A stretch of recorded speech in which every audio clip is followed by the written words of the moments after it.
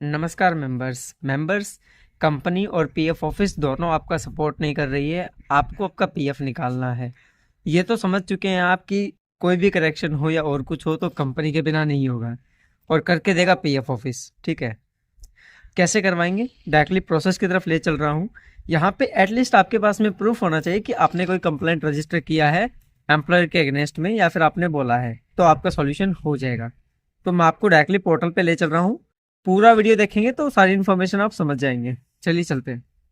तो मेंबर्स, ये है वो पोर्टल जिसका भी मैं जिक्र कर रहा था। ये इसका जो आप लिंक देख पा रहे होंगे, मैं आपको लिंक दिखा देता हूँ। ये वाला लिंक है, ठीक है। ये डीपीजी पोर्टल है, डायरेक्टरेट ऑफ पब्लिक ग्रीवेंसेस, आप देख सकते हो ये वाला, ठीक है। और यहाँ पे कौन कौन सी कंप्लेंट्स का सॉल्यूशन किया जाता है मैं आपको वो बता रहा हूँ, देख लीजिए एक बार। एक तो आप इस पोर्टल पे कंप्लेंट रजिस्टर करते हो ना पीएफ की। यहाँ पे जाके आप लास्ट में क्या करते हो, यहाँ पे स्टेटस चेक करते हो। तो यहाँ पे आपको अगर प्रॉपर सॉल्यूशन नहीं मिलता है तो वो पोर्टल है, मैं आपको उसका प्रोसेस बताने वाला हूँ कि कैसे होता है, क्या है, देखते रहिएगा।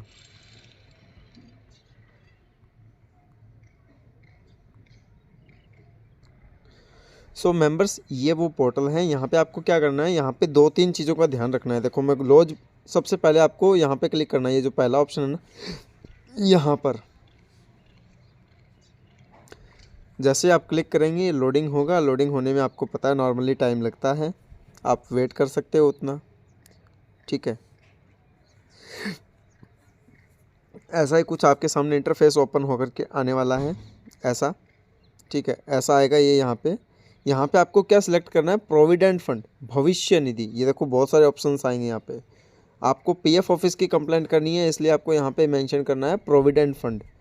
यहाँ पे क्या है कि आपने पहले से कंप्लेंट करी हुई होनी चाहिए, तभी यहाँ पे सॉल्यूशन मिलेगा। देखो कितने तारीख को आपने कोई कंप्लेंट रजिस्टर करी थी, ये बोल रहा है।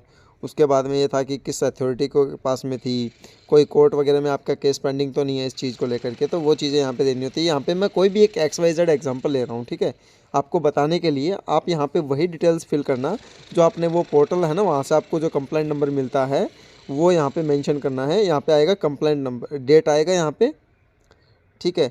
यहाँ पे आपको क्या करना है, फिर आगे पूछेगा कि कंसर्न अथॉरिटी कौन था, तो आरपीएफसी या एपीएफसी होता है। आप करना यस, हमेशा यस करना। यहाँ पे उसका नाम मेंशन कर देना कि भाई मैंने तो है वो पब्लिक ग्रीवांस पोर्टल लिख देना, PF grievance portal, grievance portal लिख देना। यहाँ पे ग्रीवांस पोर्टल देख लो आप, मैं आपको दिखा रहा हूँ। ग्रीवांस पोर्टल, ग्रीवांस पोर्टल आप लिख लेना, ठीक है।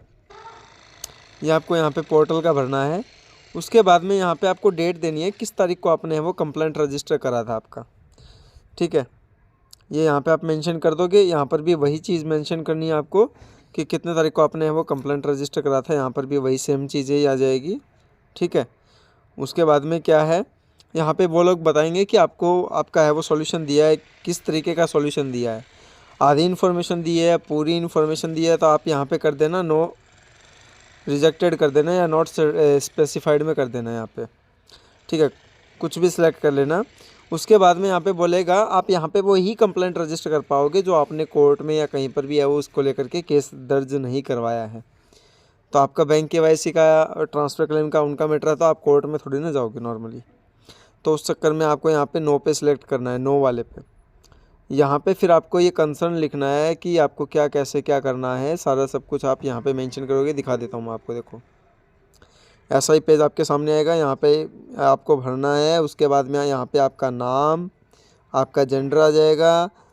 यहाँ पे हमेशा आप नो रखना पासवर्ड वाले ऑप्शन में, ठीक है। उसके बाद में ये डिटेल्स आप फिल कर देना। डिटेल्स फिल करके पिन कोड वगैरह आप एंटर कर देना। आपका फिर है वो ये यहाँ पे state, email ID, mobile number, ये जो आप भर के सबमिट कर दोगे तो आपको है वो एक कंप्लेंट नंबर मिलेगा। और उसका सॉल्यूशन है वो आपको 15 से 20 वर्किंग डे में नॉर्मली मिलता है, लेकिन ये नॉर्मली 3 से 4 दिन में भी क्लोज हो जाता है। यहाँ पे आपको सटीक सॉल्यूशन मिलता है, इसलिए यहाँ पे डिले भी हो जाता है। कई कई केसेस के अंदर आपको कॉल भी आ सकता है इनकी तरफ से। या अब आपको ये चेक करना है कि स्टेटस कैसे चेक करेंगे, तो यहीं पे आना है आपको lodge complaint and view status पे। यहाँ पे मैं आया। यहाँ पे जैसे ही मैं आऊँगा तो देखो यहाँ पे ऑप्शन कौन सा मिलेगा मुझे, ये रहा, देखो 3 नंबर ऑप्शन है, ये रहा चेक स्टेटस वाला। यहाँ पे मैं आऊँगा, यहाँ पे मैं आकर के क्लिक कर दूंगा। क्लिक करने के साथ में मुझे यहाँ पे है वो कंप्लेंट नंबर मांगेगा, जो इस पोर्टल से मुझे है वो कंप्लेंट नंबर मिला होगा। ये कैप्चा कोड मैं भर के जैसे ही सबमिट करूँगा तो मुझे बता देगा कि इसका स्टेटस क्या है। तो उसके आधार पे जब आपको है वो वहाँ पे दिखा दे कि कंसर्न अथॉरिटी को फॉरवर्ड हो गई है, तब आप स्पेसिफाइड होइएगा कि अब आपका काम बन जाएगा। और यहाँ पे अगर कोई भी डॉक्यूमेंट अपलोड करने की प्रॉब्लम आती है तो इनका एक मेल आईडी दिया गया है, कौन सा मैं आपको दिखा दे रहा हूँ, 1 मिनट रुकिएगा। 1 मिनट रुकिएगा, मैं दिखा दे रहा हूँ आपको कौन सा है इनका। इनका मेल आईडी है, 1 मिनट, ये रहा, यहाँ पे मिलेगा, रुकिएगा। इसमें नहीं है, 1 मिनट रुकिएगा, मैं आपको दिखा रहा हूँ।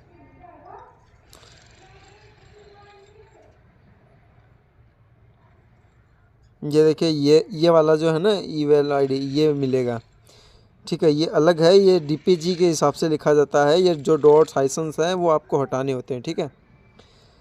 चलिए चलते हैं वापस स्क्रीन पर।